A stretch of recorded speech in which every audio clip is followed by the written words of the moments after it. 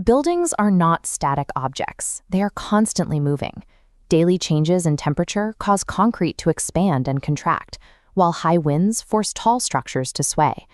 To keep a building from tearing itself apart under these routine forces, engineers build intentional structural gaps right through the floors and walls. In earthquake-prone regions, that baseline movement scales up drastically. During a seismic event, massive concrete slabs can violently shift inches or even feet in multiple directions at once, requiring massive, carefully engineered separations between building sections. But you cannot simply leave a foot-wide hole running through the center of a hospital or a stadium. An exposed gap is a liability. It creates a direct path for water intrusion, acts as a chimney for fire to spread from floor to floor, and severely compromises the load-bearing capacity of the floors we walk on. This creates the core dilemma of specifying an expansion joint cover. You are constantly balancing two opposing forces: the architectural desire to make the joint completely disappear and the brutal engineering reality that it has to survive heavy rolling loads and continuous structural shifting. If you prioritize blending the cover into a high-end tile floor but fail to calculate the weight of the supply carts rolling over it, the surrounding tile will shatter. On the flip side, if you select a heavy-duty cover for maximum movement but fail to plan the complex concrete pouring sequence required to install it, you will destroy your construction schedule. Specifying an expansion joint cover requires balancing these competing priorities. It is a precise engineering calculation that determines whether the space will safely and smoothly operate for decades to come. To navigate these trade-offs, Dseal expansion joint systems and MK Dewan have developed a specification framework that categorizes joint solutions by their strict operational requirements. This approach uses a scenario match. We map the space's operational realities, balancing traffic weight against aesthetic priority, before selecting a product. The architect lands here, prioritizing minimal sightlines and material matching. The engineer lands here, prioritizing spanning widths and absorbing massive shear forces. Meanwhile, the general contractor is looking at the physical reality of putting the hardware in the ground.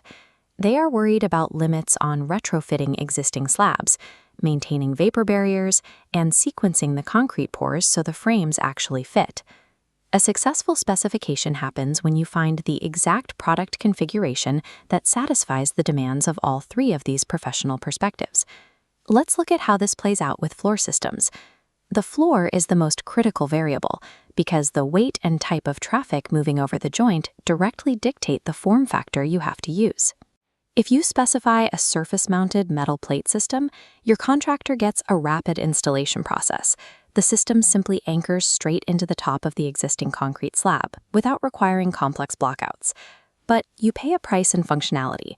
By mounting directly on top of the floor, the plate creates a physical bump. If you have hospital beds or forklifts crossing that joint 50 times a day, that constant jarring will become a major operational headache. To fix that, you move to a recessed pan system. This cross-section shows the top pan holding the floor finish, hiding the hardware. But look below. Contractors must engineer deep L-shaped concrete blockouts into the substrate during the pour. If the structural team fails to plan those blockouts early, it becomes nearly impossible and incredibly expensive to achieve a flush, invisible aesthetic later. Your choice of floor cover dictates the timeline and the sequencing of the initial concrete slab pour. The trade-offs shift slightly when we look at interior walls and ceilings. Here, heavy rolling loads disappear, and seamless aesthetic integration becomes the highest priority. For these spaces, you specify a flush rubber wall cover. Notice the flush white expansion joint tracking along the walls and ceiling of this hospital corridor.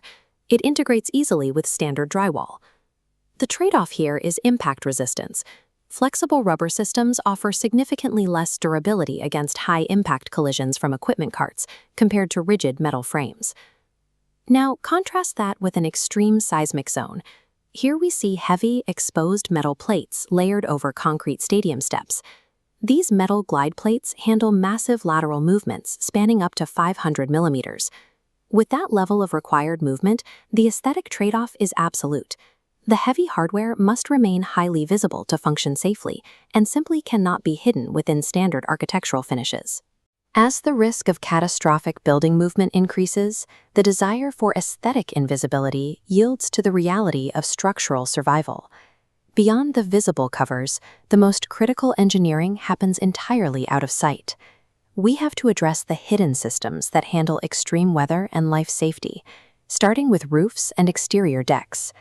Exterior joints utilize a continuous EPDM membrane base beneath the primary cover. This engineered rubber provides superior UV resistance and guarantees a watertight seal, even as slabs undergo severe differential movement. The trade-off is the demand for absolute precision during installation. EPDM requires flawless concrete surface preparation and perfect adhesive bonding. A single failure in prep work ruins the entire waterproof seal, allowing moisture straight into the building envelope. Moving back to the cross-section reveals another mandatory safety layer.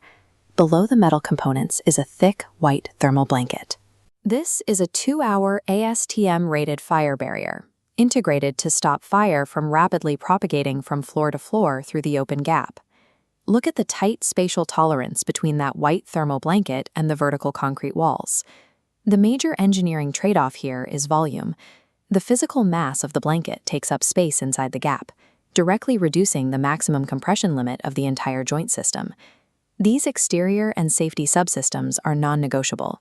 They firmly prioritize preventing catastrophic building failure over installation speed or visual appeal. To consistently get this right, you have to invert the typical selection process. Stop starting with an aesthetic-first approach and solve for the engineering realities first. If you're specifying for a hospital or high-end commercial space, prioritize flush recessed systems like the Dseal GFT HD series.